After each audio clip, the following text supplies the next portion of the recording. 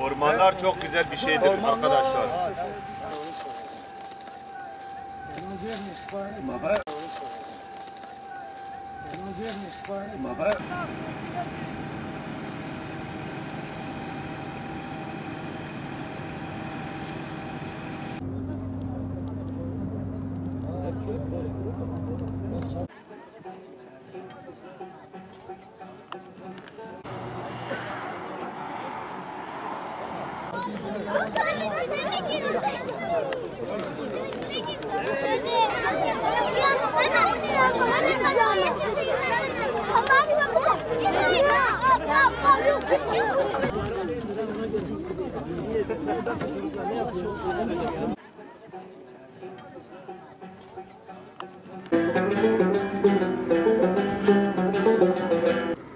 Midyat'ı inşallah 5 sene sonra çok değişik bir şekilde bahçeleriyle, çocuk parklarıyla, mesire yerleriyle çok farklı bir yere taşıyacağız. Bu vesileyle tekrar ben bu etkinliğe sebep olan bütün çalışma arkadaşlarıma, adliye çalışanlarına, herkese teşekkür ediyorum. Sevgiler, saygılar sunuyorum. Bugün tüm Türkiye'de 11 milyon fidan İnşallah hayat bulacak, toprakla buluşacak ve yarınlar için nefes olacak. Bizim tabii ki bu kampanyayı bir günle sınırlandırmamamız lazım. Aslında bunu bir yaşam tarzı haline getirmemiz lazım. Yani bu kadar arazimiz var ama maalesef birçoğu çorak vaziyette. Birçoğunda bir tane dahi dikili ağaç yok. Biz bu durumdan hareketle özellikle Midyat'ta herkesin dikili bir ağacı olsun sloganıyla şu anda nüfusumuz 113.367 kişiden ibaret ve bu her geçen gün artmaktadır.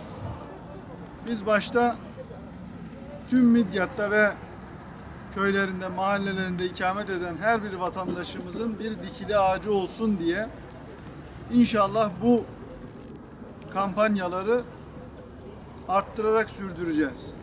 Yani her bir insan kitlesini, her bir insan varlığını biz ağaç dikmek için vesile kılacağız inşallah. Ve dolayısıyla hedefimiz Midyat'ı inşallah hem tarihi bir yer hem de yeşil bir yer haline getirmek. Bu kapsamda bugün ilk etapta tüm Türkiye çapında 11 milyon fidan toprakla buluşacak ve geleceğimize, çocuklarımıza nefes olacak.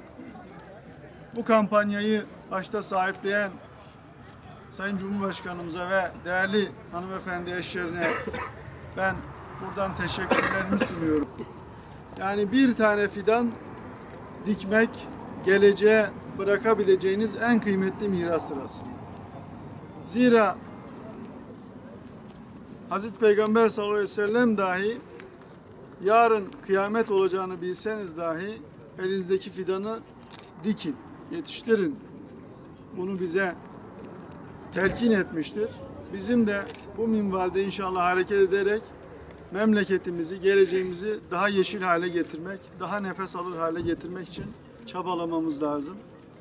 Bu duygu ve düşüncelerle ben 11 milyon fidanın inşallah hiçbirisinin telef olmadan, kurumadan geleceğe nefes olarak yaşaması için Rabbimden niyazda bulunuyorum.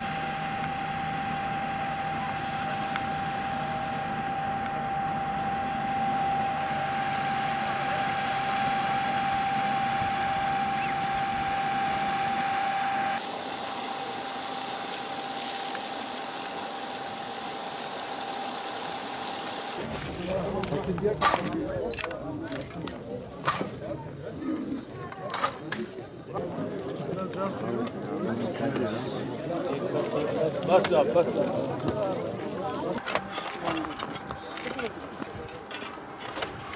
Böyle en zamanlı birer kürek yapalım. Hadi.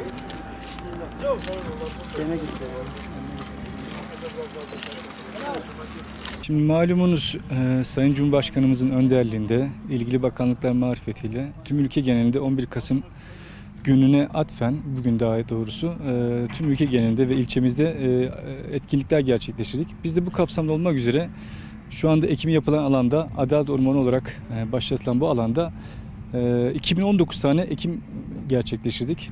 Arzumuz, muradımız, midyatın belki birçok özelliği vardır ama biz istiyoruz ki midyat bir de yeşil midyat olsun. Bu kapsamda üzerimize düşen her vazife bir vatandaşlık görevi olaraktan ifa etmeye gayret gösteriyoruz.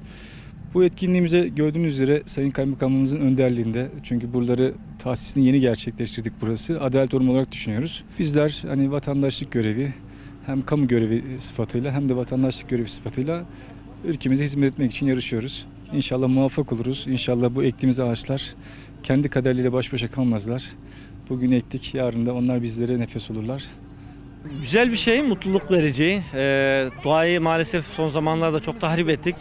Tekrar bu bilincin canlandırılması adına yapılan bu etkinliğin önemli olduğuna inanıyorum. Ağaç dikmek kadar ağacın bakması ve korunması da önemli olduğuna inanıyorum. Umarım bu bilinci çocuklarımıza aşılar, daha yaşanılır bir dünya oluşturur ve gelecek nesillere bırakırız. Aleyhisselam Efendimizin kıyametin koptuğunu görseniz bile elinizdeki fidanı dikin düsturundan yola çıkarak yeşil alanın ve tabiatın korunması noktasında sorumluluğumuz var. Allah-u Teala yeryüzüne bizi halife olarak yarattı. Halifenin görevi de yeryüzünü imar etmektir. Tahribat etmek, zarar vermek değil. Bu manada mümin olmanın bilinciyle inşallah çevremizi de yeşillendireceğiz. Onların da korunmasını da sağlayacağız. Daha güzel bir gelecek bırakacağız yeni nesillere hep beraber inşallah. Bugün Sayın Cumhurbaşkanımızın yaptığı bir projede yer aldık. Fidan ekimi, 3 tane fidan ektik. İnşallah geleceğimizin ve çocuklarımızın geleceği için çok güzel şeyler olacak. Rahat bir nefes almamız için bu tür şeyler şart, bu tür faaliyetler şart, bu tür fidan dikmek, bu tür şeyleri yapmak çok güzel. İnşallah bunların da devam daha sonra gelir. Bu şekilde Türkiye'miz daha iyi bir şekilde, daha iyi kalkınma, daha güzel durumlara gelir. Bir tane diktim. Yani bir tane diktim az olabilir ama yani büyük bir nefes veriyorum, oksijen veriyorum insanlara. O da beni mutlu ediyor İnsanı mutlu ediyor. Vallahi dikince çok mutlu oldum. Yani 5 dakikalık bile iş değil. Yani her gün bir tane diksek ne gurur işte. Evet, tavsiye ediyorum. Yani hem spor amaçlı oluyor, yani el kol hareketi, kan dolaşımı. Yani insan mesela ormana gelir, yürüyerek gelse o an yani yürüyüş de yapmış olur. Yani oturmaktan daha iyi tembellikten. Fidan dikmek bence çok güzel bir aktiviteler. Yani fidan insanın elindeki elektriği toprağa vermiş olur. Hem de yaşam için nefes vermesini sağlıyor. İnsanlara yardımcı yani küresel ısınmadan dolayı küresel ısınmaya sebep olan şeyleri biz düzeltebiliriz. Devam etmesini istiyorum çünkü hem insanlar yürüyüş yapıyor hem de insanlar kaynaşıyor, toplum daha güzelleşiyor. Toplumdaki yani sosyal ilişkiler falan. Peygamber Efendimiz diyor ki kıyameti kopacağını bilseniz bile elinizdeki fidanı dikin. Çünkü insanlara siz ölseniz bile sizden sonraki insanlar kullansın diye. Ağaçların hem çevreye faydası var hem de yani kirliliği azaltıyor. Bu amaçla fidan diktik ve insanlara da öneriyorum. Herkesin dikmesini istiyorum. Türkiye'deki bütün insanların birer fidan dikmesini rica ediyorum buradan. Çok güzel geçti. Ben şu an bir tane fidan diktim. Gelecek için çok önemli bunlar. Ne kadar fidan dikersek o kadar oksijendir. Bu da geleceğimiz için çok önemli. Tabii ki de tavsiye ederim. Çünkü bunlar geleceğimiz için çok önemli gerçekten. Ne kadar fidan dikersek geleceğimize o kadar katkı sağlar. Bir fidan dik, geleceğine nefes ver.